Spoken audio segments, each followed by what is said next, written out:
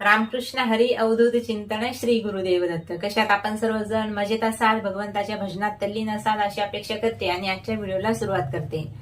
आपल्या घरातही जर संतान प्राप्ती होणार असेल, आपल्या घरामध्ये नवीन बाळ जन्माला येत असेल तर ते बाळ हुशार व्हावं, अगदी त्याचा बुद्ध्यांक चांगला असावा, ते पराक्रमी असावं, शक्तिशाली निर्माण व्हावं असं जर वाटत असेल तर त्यासाठी आपल्याला बाळ जन्माला आल्यानंतर काही गोष्टी करायच्या आहेत.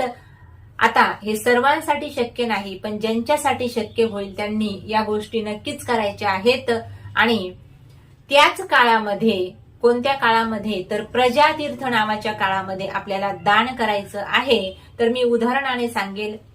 भागवतामध्ये कथा येते, ज्यावेळी राजा परीक्षितीचा जन्म झाला त्यावेळी पांडवांनी प्रजातीर्थ काळामध्ये दान केलं, सुवर्ण दान केलं, अन्नदान केलं, गोदान केलं, भूदान केलं.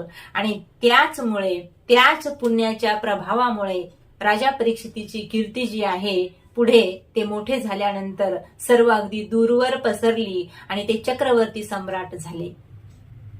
आताच्या काळात चक्रवर्ती सम्राट वगैरे आपला मुलगा किंवा मुलगी होणार नाही, पण अगदी शक्तिशाली आणि बुद्ध्यांक चांगला असणारा, पराक्रमी असणारे मुलं आपल्या घरात नक्कीच जन्माला येतील. तर हा प्रजातीर्थ काळ काय आहे हे जाणून घेण्यासाठी हा व्हिडिओ नक्की पहा.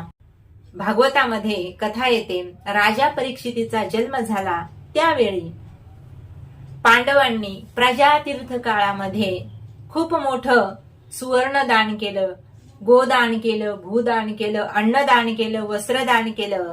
आणि त्यामुळेच काय झालं तर राजा परीक्षिती, त्यांची जी कीर्ती आहे ती सर्व देशामध्ये पोहोचली. कशामुळे तर त्या प्रजातीर्थ काळामध्ये आई वडिलांनी आपल्या मुलाच्या अगदी भवितव्यासाठी, उज्ज्वल भवितव्यासाठी जर दान केलं तर ते त्या मुलाला कामी येत असतं. रामायणातली कथा जर बघितली तर राजा दशरथाला 3 पत्नी होत्या, पण संतान प्राप्ती झालेली नव्हती. मग पुत्र कामेष्टी यज्ञ केला आणि स्वतः भगवंत त्यांच्या घरी अवतीर्ण झाले. पण ज्यावेळी रामरायाचा भरत, लक्ष्मण, शत्रुघ्न यांचा जन्म झाला त्यावेळी प्रजातीर्थ काळामध्ये दशरथ राजाने अन्नदान केलं, भूदान केलं, गोदान केलं, सुवर्णदान केलं, वस्त्रदान केलं. आणि त्याचाच प्रभाव म्हणून रामराया एवढे पराक्रमी झाले, एवढे शक्तिशाली झाले. आणि त्यांच्यामध्ये जी नम्रता आहे ती नम्रता आजपर्यंत कोणत्याही व्यक्तीमध्ये दिसून आली नाही. तर हा जो प्रजातीर्थ काळ आहे ती नेमकं काय आहे तर पहा, जेव्हा बाळ जन्माला येतं त्यावेळी त्याचा जो नाळ असतो तो नाळ जोपर्यंत पडत नाही, जोपर्यंत नाल खंडन होत नाही तोपर्यंतचा जो काळ आहे त्याला प्रजातीर्थ काळ असं म्हणतात. आणि त्याच काळामध्ये आपण जर दान धर्म केला, एखादं बाळ आपल्या घरामध्ये जन्माला येणार आहे आणि बाळाचा जन्म झाल्यानंतर, आता बाळाचा जन्म हॉस्पिटलमध्ये होतो, पण त्यावेळी सुद्धा तिथे जोपर्यंत तो नाळ गळून पडत नाही तर त्या वेळेला प्रजातीर्थ नाव असं देण्यात आलेलं आहे. आणि या वेळामध्ये सुतक लागत नाही, म्हणून या वेळात तुम्ही जर दान धर्म केला तर त्या मुलाच्या आयुष्यासाठी, त्याच्या उत्तम प्रकृतीसाठी, त्याच्या चांगल्या बुद्धीसाठी आणि त्याचा जो भाग्यांक आहे तो वाढवण्यासाठी, त्याला सर्व ठिकाणी यश येण्यासाठी आपण कुठल्या ना कुठल्या गोष्टीचं दान करू शकतो. ज्यांच्या ज्यांच्या घरामध्ये नवीन बाळ जन्माला येणार असेल त्यांनी हा प्रयोग नक्कीच केला पाहिजे, कारण शास्त्रानुसार हा प्रयोग सांगितलेला आहे. आता तुम्ही म्हणाल आम्ही हॉस्पिटलमध्ये असतो, दान कधी करायचं, कुणी करायचं? तर तुमच्या नावाने, तुमच्या बाळाच्या नावाने कुणीही दान केलं तरी सुद्धा चालतं, काहीच हरकत नाही. म्हणून ज्यांच्या ज्यांच्या घरी नवीन बाळ जन्माला येणार असेल त्यांनी बाळ जन्माला आल्यानंतर लगेचच, कुणीतरी भाऊ असतील, बहीण असेल, कुणीतरी घरी असतंच, तर त्यांना थोडंसं का होईना दान धर्म करायला लावायचं आहे.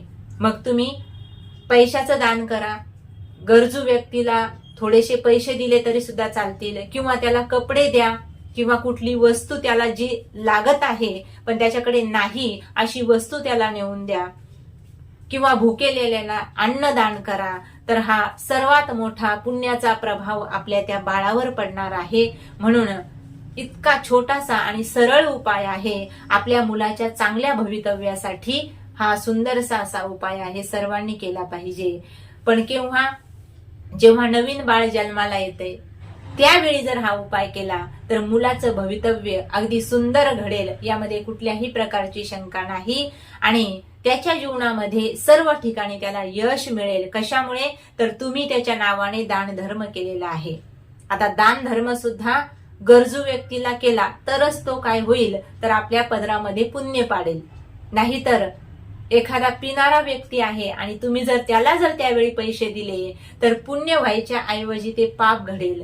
म्हणून दान हे नेहमी सत्पात्रीच झालं पाहिजे. म्हणून अशा पद्धतीचं दान जर तुम्ही यावेळी केलं बाळाच्या जन्माच्या वेळी, तर खूप मोठा फायदा, खूप मोठा लाभ त्या मुलाच्या किंवा मुलीच्या आयुष्यामध्ये पडणार आहे. आणि तुम्हाला सुद्धा त्याचा अगदी चांगलाच रिझल्ट मिळणार आहे.